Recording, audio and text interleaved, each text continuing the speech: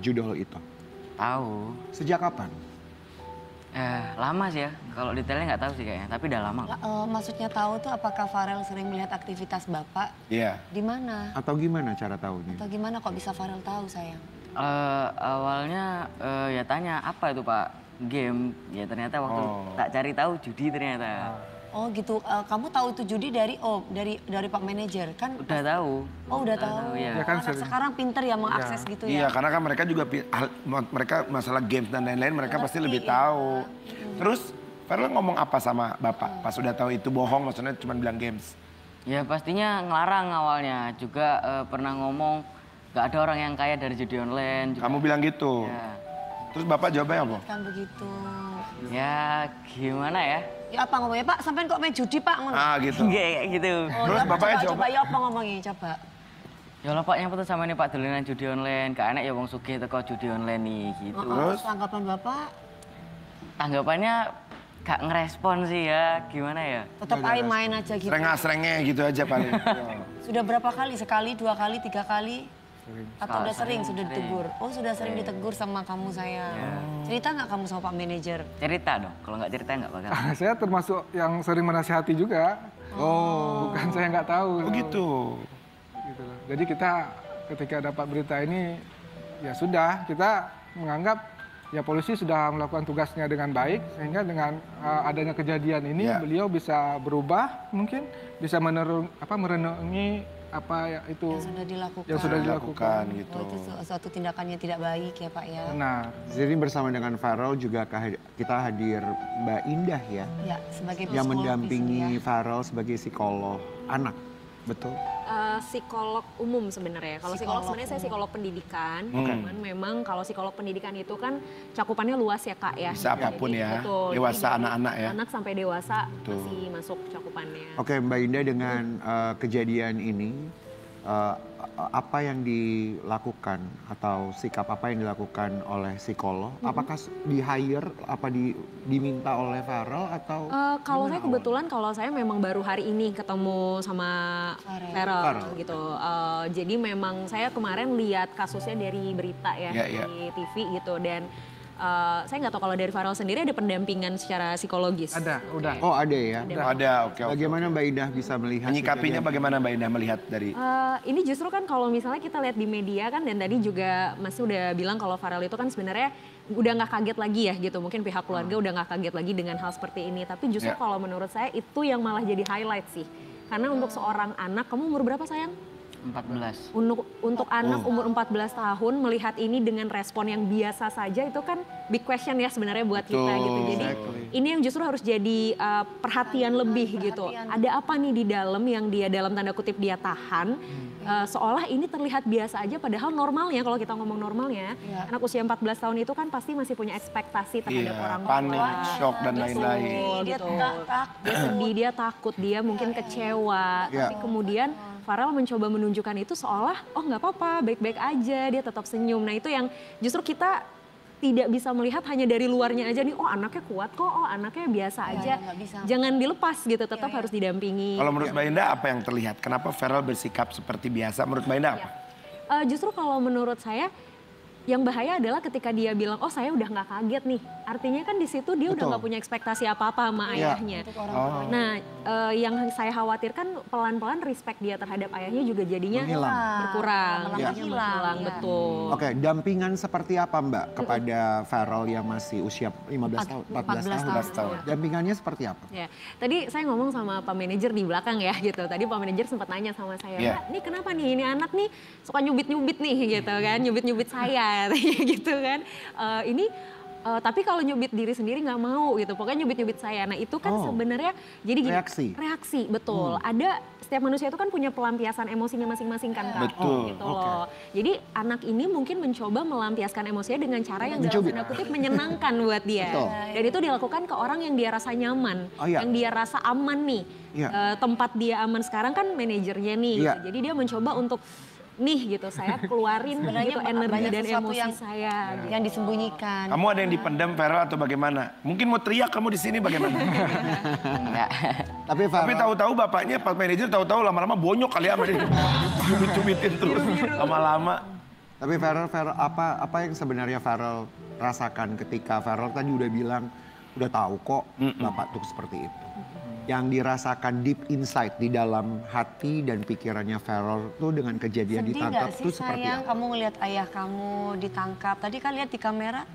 Tadi kayaknya Farel ngelihat papa Sedih kan atau di borgol kecewa? tuh. Bapak dia di borgol ya tadi ya? Iya. Betul. Bapak di borgol, samping kanan kiri itu polisi loh.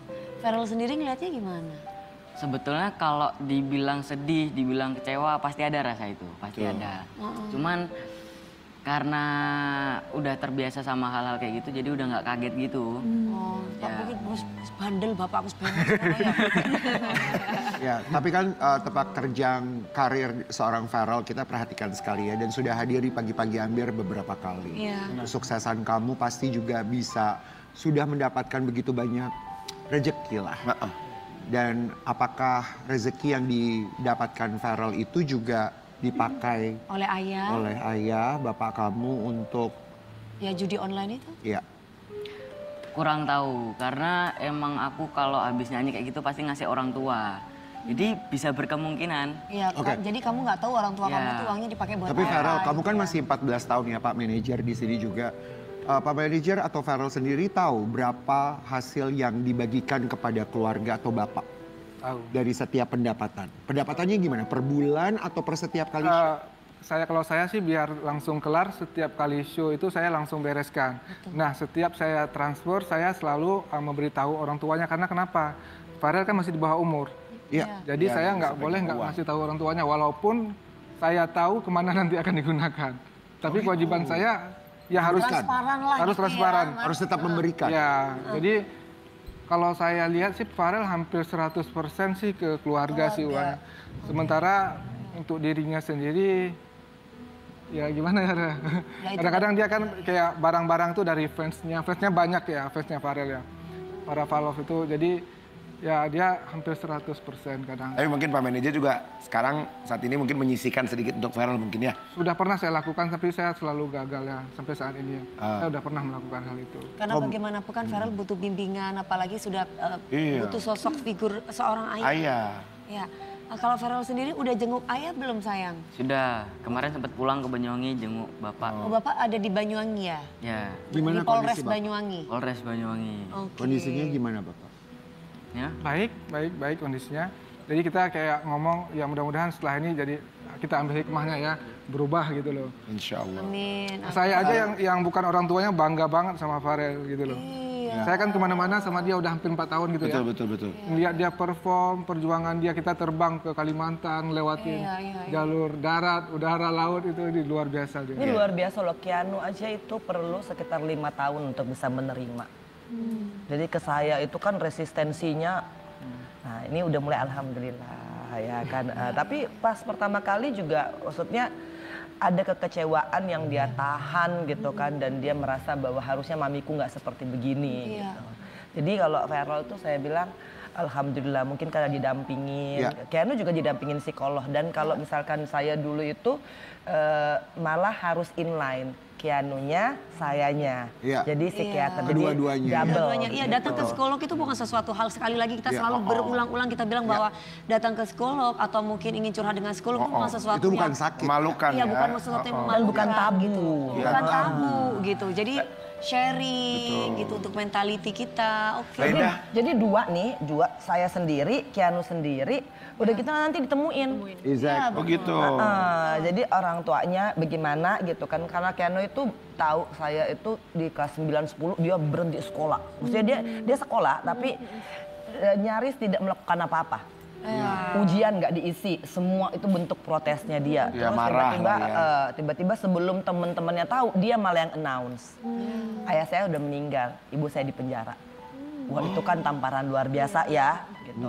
Akhirnya makanya memutuskan untuk ke psikiater, pendampingan. Baida, misalkan kan ada anak-anak masing-masing karakternya beda-beda. Nah, nggak tahu di Farel ya, tapi di masing-masing anak. Melihat seperti ini, apalagi Farel bilang bapaknya berkali-kali melakukan hal itu.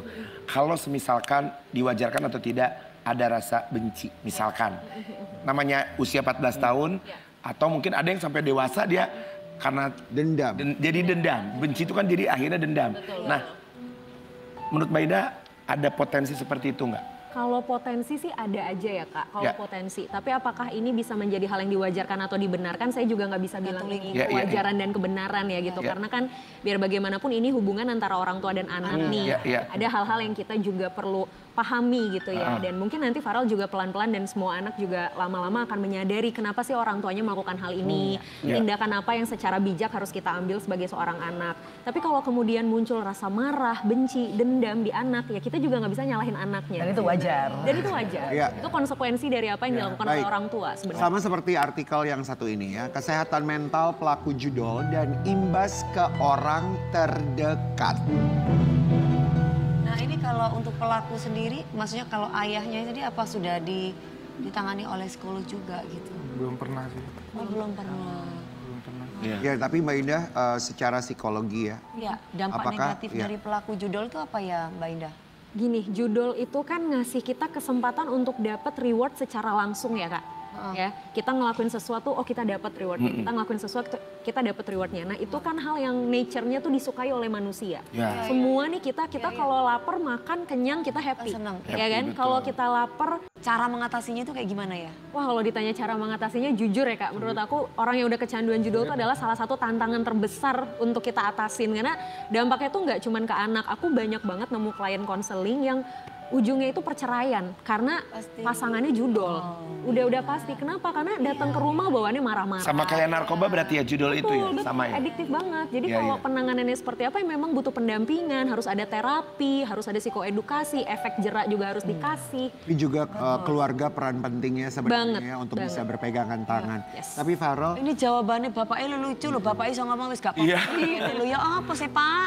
Dan Farel ini menurut saya ya, betul atau tidak saya nggak tahu, tapi kalau tadi kan suka nyubit-nyubit atau apa, menurut saya Farel ini termasuk anak yang ada sedikit manjanya, tapi dia tidak dapat itu ya, Mbak Indah maksudnya. Jadi dia mau tidak mau sama orang yang paling terdekat dia melampiaskan Bapak itu. manajer mau nggak mau harus bisa jadi Iya. bapak buat Farel. Betul. Pantas ya. Emang udah kayak anak sendiri yang ngurusnya. Betul. Makanya itu yang terbaru pindah sekolah ke sini tuh.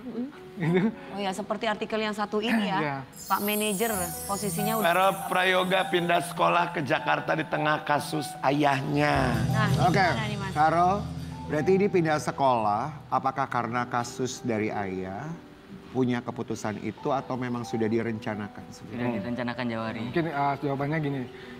Saya dengan kepala sekolah dia dari Banyuwangi itu kayak mengambil keputusan sepertinya Farel harus dibawa ke Jakarta untuk mengoptimalkan pendidikan dia dan karirnya. Iya. Jadi selama ini kan saya kan yang mendaftarkan sekolah Farel di waktu SMP. Kepala sekolah itu selalu mengupdate ketika Farel di sekolah. Ini Farelnya lagi ketawa-ketawa sama teman-teman, kayak difotoin, di videoin, dikirim ke saya. Perkembangannya saya tahu terus.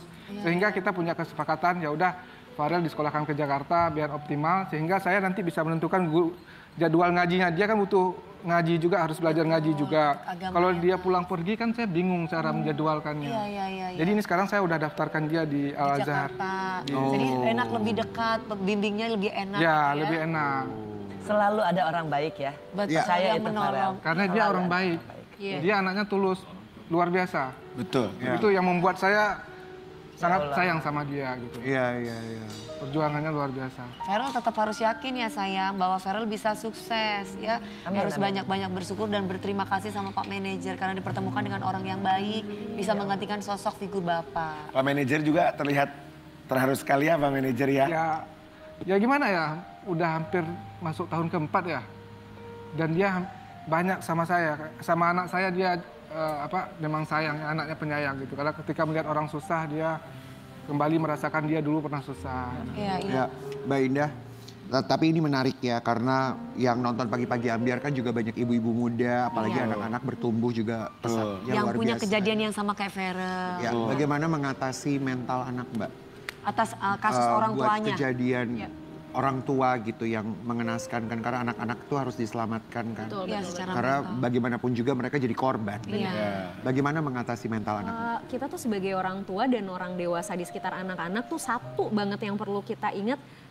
Children see and children do gitu. Mereka melihat lalu mereka melakukan gitu. Jadi jangan cuma sekedar ngelihat kayak oh anaknya baik-baik aja, anaknya kayaknya nggak kenapa-kenapa, anaknya nggak nangis, anaknya nggak mengeluh. jangan cuma lihat dari luarnya aja, balik Iya, lagi. Ajak ngobrol, Iya. temenin anaknya, tanya anaknya butuh apa. Komunikasi. Betul, komunikasikan terus apa yang dirasakan, validasi perasaan-perasaannya. Jadi menemani anak itu bukan cuma hadir secara fisik aja, enggak. Iya. Tapi secara emosional kita juga harus hadir. Ketahui anak tuh yang dilakukan apa sih, gadget yang dia punya tuh isinya apa aja, aktivitasnya ngapain aja. Di sosial media dia kemana aja, sama siapa aja, itu kita juga harus segitunya sebenarnya, harus Iya. tahu. Karena anak itu punya dunianya sendiri, apalagi kalau remaja. Farel ini kan usia-usia remaja ya. Iya.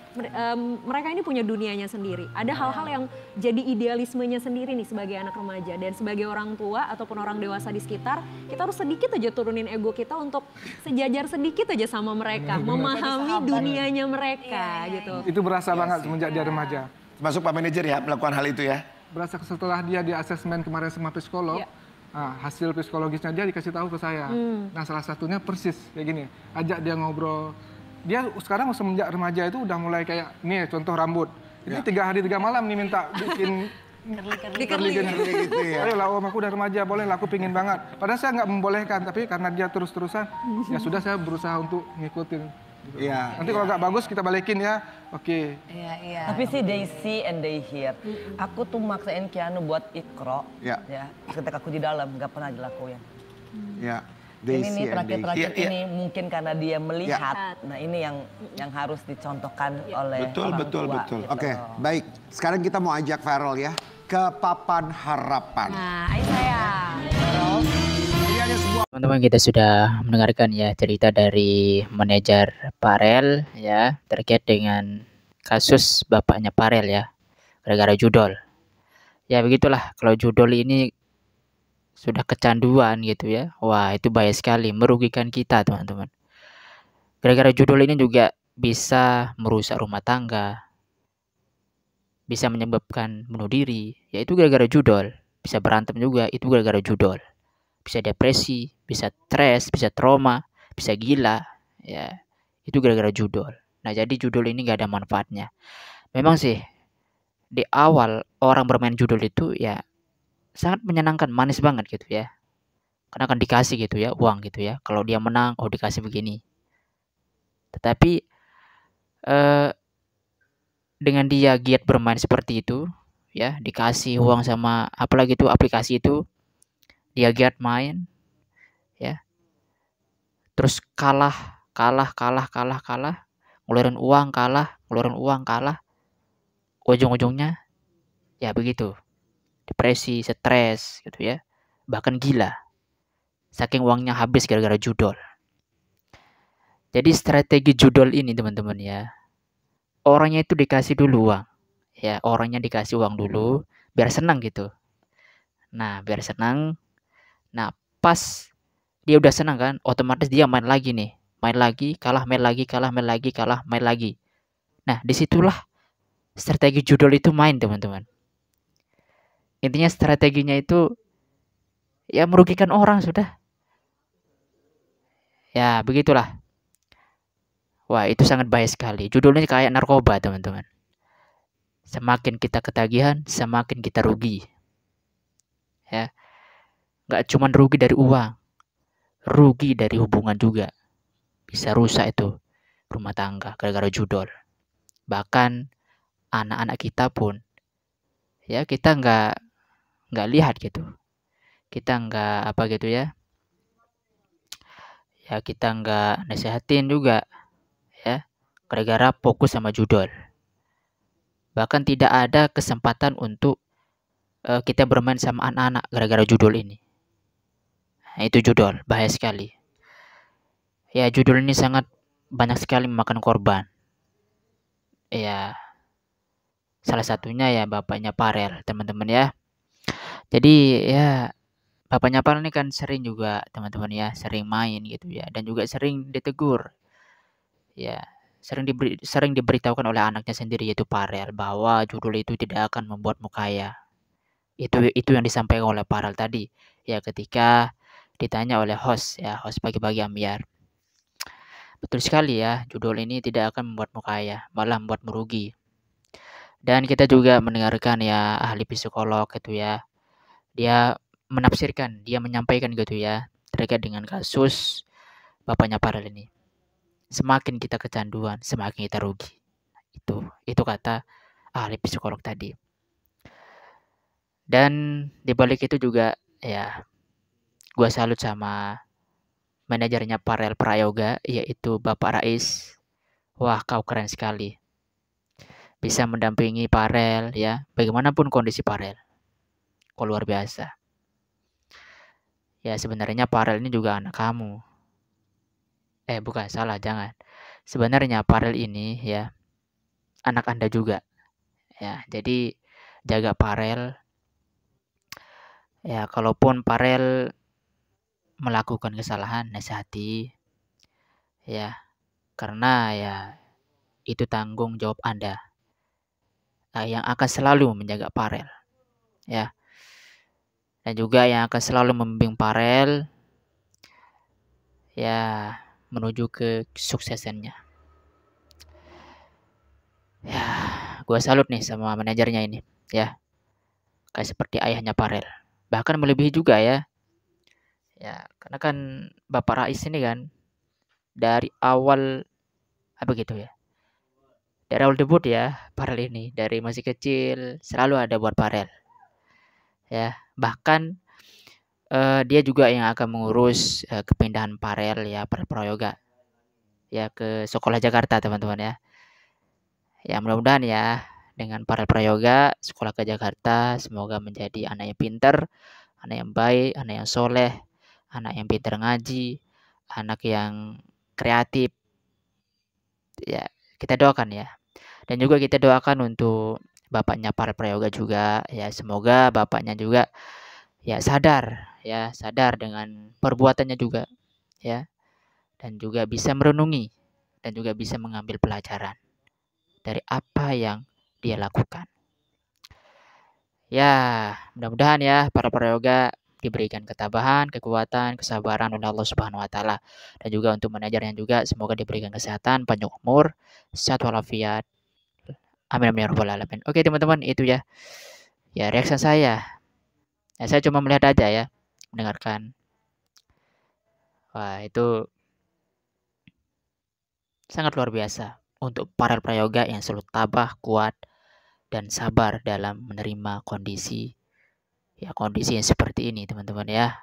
Ayahnya masuk penjara. Wah, pasti di dalam hati para prayoga nangis, kecewa, teman-teman ya. Tapi para prayoga nggak menampakkan hal yang seperti itu. Para prayoga itu kuat, sabar, tabah. Ya. Oke, teman-teman. Cuman ini yang saya bisa sampaikan. Mudah-mudahan teman-teman suka. Like videonya dan komen juga ya. Subscribe juga. Ini nih teman-teman yang penggemar para prayoga, saya juga gitu ya, penggemar berat para prayoga dari masih kecil ya. Pas gara-gara nyanyi yang viral itu apa namanya saya lupa loh. Sampai diundang di istana ya, istana presiden teman-teman. Oke teman-teman, saya lupa saya kira dengan salam. Assalamualaikum warahmatullahi wabarakatuh. Sampai jumpa lagi ya, bye.